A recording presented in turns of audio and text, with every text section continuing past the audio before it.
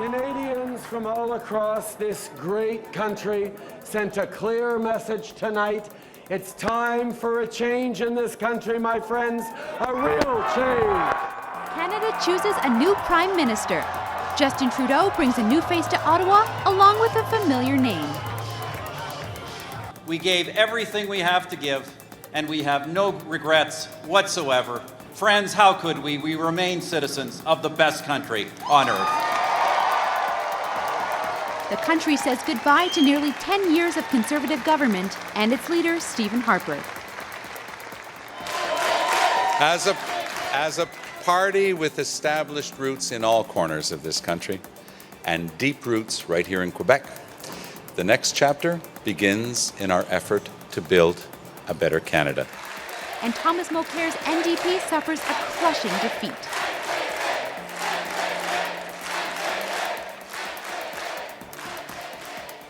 Hello and welcome to our Humber News 42nd Federal Election Special. I'm Laura De Silva. And I'm Alex Drobin. The country woke up to a new reality today, a majority Liberal government. We have all the highlights from last night's stunning victory for the Liberals and analysis from political experts. Justin Trudeau will be following in his father's footsteps as he becomes our new Prime Minister. Trudeau painted the country red and won a decisive majority. Out with the old, in with the new seemed to be the sentiment that echoed across the country throughout the 78-day campaign, and the Liberals are promising real change. Before the election, the party was in third place with only 34 seats in the House of Commons. Today, they have 184. Here's what Trudeau had to say to his excited supporters. This is what positive politics can do. This is what a positive, hopeful vision and a Platform and a team together can make happen. Canadians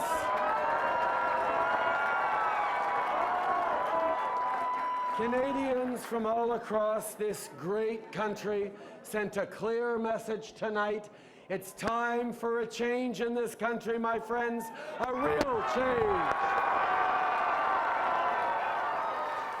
Humber's reporter Lauren Courtney was at Trudeau's headquarters last night and has this report. Well, there you have it, ladies and gentlemen. That was Justin Trudeau giving his first speech as elected Prime Minister of Canada. It's been an incredibly emotional night here in downtown Montreal at the Queen Elizabeth Hotel. From the polls closing to about 25 minutes later, CBC and a couple other national news stations calling the election, to Trudeau winning in his riding of Papineau. He made a point in his speech to thank and recognize all the voters, and it was incredibly inclusive, saying that they had done the work. They had created the change they wanted to see. Justin Trudeau has followed in the footsteps of his father, late Prime Minister Pierre Trudeau, here tonight. For Humber News, this is Lauren Courtney. The Conservative Party suffered a big loss after almost 10 years in power. Once it was official that his government was out, the news came that Stephen Harper was stepping down as party leader. During his concession speech, Harper expressed his disappointment but did not outline his official resignation. Friends, our country is one of the most enduring democracies in the world today. And today, for the 42nd time in 148 years, Canadians have chosen a national parliament. Well, tonight's result is certainly not the one we had hoped for. The people are never wrong. Know also this as well. The disappointment you also feel is my responsibility and mine alone. But know this for certain. When the next time comes, this party will offer Canadians a strong and clear alternative based on our Conservative values. Earlier this morning, Party President John Walsh issued a statement confirming Harper's departure. Meanwhile, the so-called orange crush of the 2011 election turned into the orange crash last night. The NDP suffered the heaviest losses in the election, dropping to 44 seats and third-party status in the House. Leader Thomas Mulcair thanked all the supporters for their work, but was silent about his future. Thank you for your hard work, your dedication to our cause, and your steadfast hope and optimism. As a party with established roots in all corners of this country and deep roots right here in Quebec, the next chapter begins in our effort to build a better Canada. Thank you. Canadians showed up to the polls in record numbers yesterday. More than 68% of voters cast their ballots. That's up from 61% since the last federal election. Here's how the results look from across the country. The Liberals under Justin Trudeau won 55% of the national vote. The Conservatives under Stephen Harper got 32%, and the NDP under Thomas Mulcair got just 19%. Elizabeth May's Green trailed the Bloc Québécois. The two parties managed to get only a combined 3%. Let's see how the numbers broke down across the country. The Maritimes' wave of red set the tone early for last night's election. Atlantic Canada gave the Liberals a spectacular start with a solid lead. Quebec and Ontario continued the trend by adding more Liberal, red, and NDP orange to the map. Moving west, no surprise with Alberta, Saskatchewan, and Manitoba's voting, covering the country Midwest blue. Sitting above Central West Canada are the three territories added to the Liberals' surge. And by the time the polls closed in NDP-dominant British Columbia, the Red Sea had already promised Trudeau a victory. One of the most important battlegrounds was right here in Toronto. Let's see how the big-name ridings shaped up. In the 2011 election, much of the area around Toronto voted Conservative, and voters turned their back on the Liberals. But this time around, the 905 switched back to the Liberals, and now the map of the GTA looks a lot like it did in 2004. Liberal were red rather than Tory blue. Zooming in, it was a perfect game for Trudeau in the Big Smoke. A red wave swept over the entire city, including major ridings like Spadina-Fort York and Eglinton-Lawrence. In the House of Commons, there will be a whole new seating arrangement. The Liberal Party ended with 184 seats. The Conservatives are the official opposition with 99, and the NDP won 44 seats. Green Party leader Elizabeth May kept her one seat, and the Bloc Québécois got the remaining 10. Bloc leader Gilles Duceppe did not win his own seat. Earlier today, we spoke with Vice Canada's political reporter Justin Ling on Skype. We started by asking him what the people of Canada said last night through their votes. You know, there was obviously some appetite for change in this country.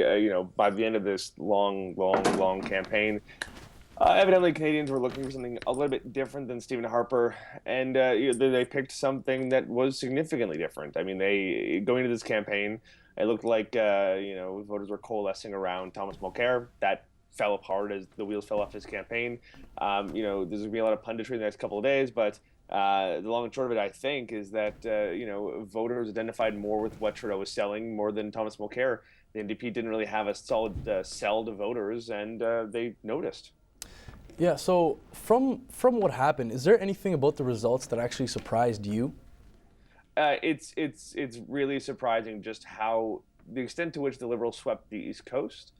We expected them to do well. They did significantly better than that. Again, they won every seat in the East Coast, which is pretty much unprecedented. There was something that I actually was expecting to see. I thought the Liberals would do better in Calgary. They didn't. They picked up 2 seats there by last count. The extent to which they swept the Toronto area was also surprising. And really, between Toronto and the East Coast, that's how they won their majority. So it was surprising, just how well they did in those areas. Yeah, so what do we know right now about the demographics of actually who voted? We don't know a whole lot. The exit polling data is very sparse, but we know that more people voted, and that's the long and short of it is that we had a voter turnout of almost 70%, which is unusually high. So it tells us that people actually got out and voted. I actually noticed that there was a ton of Liberal advertisements on social media, whether it be Facebook or even Instagram. How do you think that played a role in the Liberal victory? Their advertising campaign was pretty aggressive, which I imagine did help a fair bit.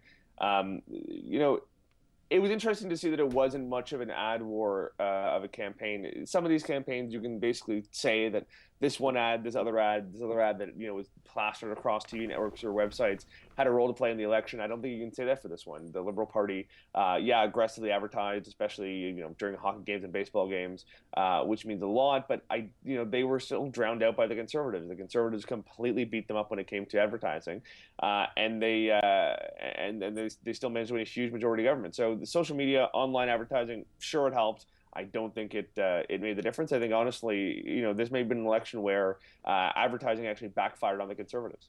Okay. In your opinion, what do you think will be the first order of business for Justin Trudeau and his government? They're going to have. They don't have a lot of time to do much this year. They're going to have to spend the next couple of months getting their ducks in a row, picking a proper cabinet, figuring out their staff, and that's going to take them until well into the new year. So you're going to see them do something very, very small before Christmas, and then you're going to see a big unveil. So you might be a little bit Democratic reform. They might go through with the reforms to the access to information system, to reforming the Senate. You might see that in the short term. It'll be the long term that you see the big, broad vision planning, like legalizing weed and committing more money to infrastructure. How might Trudeau plan to set his government apart, after a decade of conservative rule? Well, I mean, they've already made, one significant departure in that Justin Trudeau will be talking to the media in about 5 hours in Ottawa, which is something that Stephen Harper did not do. So right away, I think they're looking to separate themselves on access to media and access to the public, and honestly, a welcome departure. Now we'll take a short break, but be right back with more post-election news.